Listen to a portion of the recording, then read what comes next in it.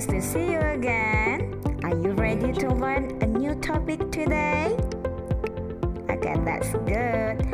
Now, today we are going to learn about even though, although, and though. So, please give your attention to this. Now, everyone, I'm sure that you must be familiar with these kinds of conjunctions, right? Kamu sudah pasti pernah belajar dan mendengar tentang kata penghubung yang tiga ini. Nah, sekarang yuk kita pelajari lebih detail biar kamu lebih paham apa sih yang membedakan even though, although, and though. Nah, even though, although, and though adalah macam dari kata penghubung yang ada di dalam bahasa Inggris. Ya, even though, although, and though are kinds of conjunction in English as I told you before. Baik even though, although, and though adalah mempunyai arti yang sama. They have similar meaning. Apakah artinya? Yes, artinya adalah walaupun, meskipun. Jadi, jangan di skip ya, biar kamu lebih paham tentang penggunaan even though, although, dan though dalam kalimat bahasa Inggris.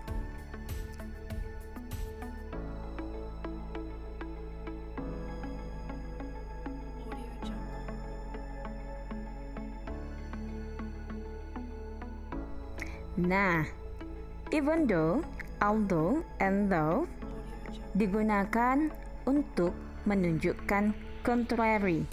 Apa itu contrary? Contrary adalah kontras. Ada sesuatu kegiatan positif dan sebaliknya ada sesuatu kegiatan negatif. Oke, untuk lebih jelas, yuk kita lihat contoh di dalam kalimat bahasa Inggrisnya.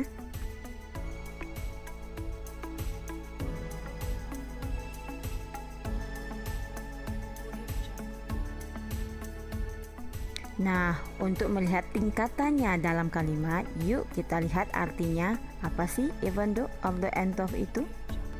Penggunaan dalam kalimat even though itu emphatic. Emphatic artinya tegas. Nah, biasanya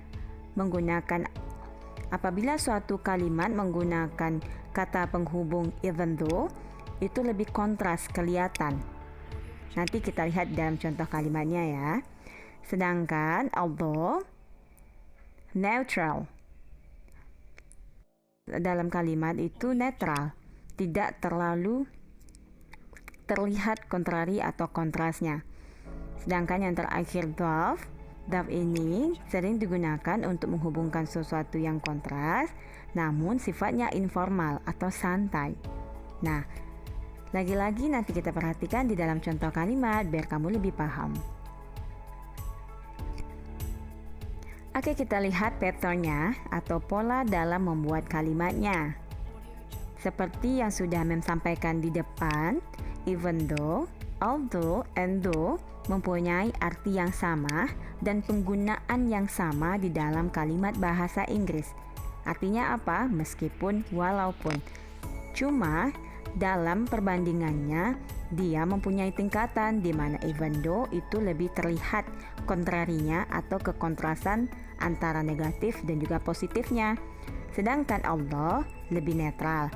Nah, sebaliknya dengan though itu informal atau santai. Nah, polanya although, even though setelahnya diikuti oleh subjek, verb, atau predikat dan diteruskan oleh objek. Oke, mari kita lihat contohnya biar lebih membuat kamu paham. Yang pertama, even though Ram didn't study, he passed the exam. Walaupun Ram tidak belajar, dia lulus ujian. Nah, dari sini kamu bisa lihat kan perbandingan antara positif dan negatifnya, kontrarinya. Si Ram tidak belajar, negatifnya, positifnya dia lulus ujian. maka di sini kita gunakan kata penghubung even though. Yang kedua, although Ram studied hard, he didn't score well. Nah, di sini menggunakan although yang kontrari atau kekontrasannya bersifat netral, tidak terlalu mencolok. Walaupun Ram rajin belajar, dia tidak mendapatkan skor yang baik. Sedangkan yang terakhir, penggunaan though. Though ini digunakan juga mengindikasikan kontrari, tetapi dalam sebuah kalimat yang lebih santai atau informal. Though he stole, he did not threaten violence. Walaupun dia mencuri, dia tidak dikenakan hukuman. Nah, sebagai pengingat, apabila kamu menuliskan even though, although, and though di awal kalimat, maka setelah kalimat pertama wajib bubuhkan koma ya, sebagai pemisah dengan kalimat selanjutnya. Namun sebaliknya, apabila kamu menempatkan even though, although, and though di tengah kalimat, maka tidak perlu dibubuhkan koma, cukup di akhir kalimat kamu berikan titik. Well, let me see the next examples. Yuk kita lihat contoh kalimat berikutnya. She passed the exam even though she did not study hard. Dia lulus ujian meskipun dia tidak rajin belajar. Kelihatan kan kontrarinya? Berikutnya,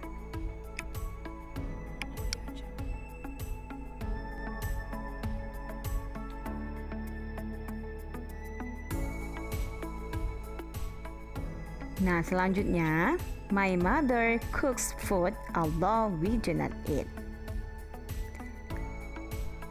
Ibu saya memasak makanan meskipun kami tidak pernah memakannya.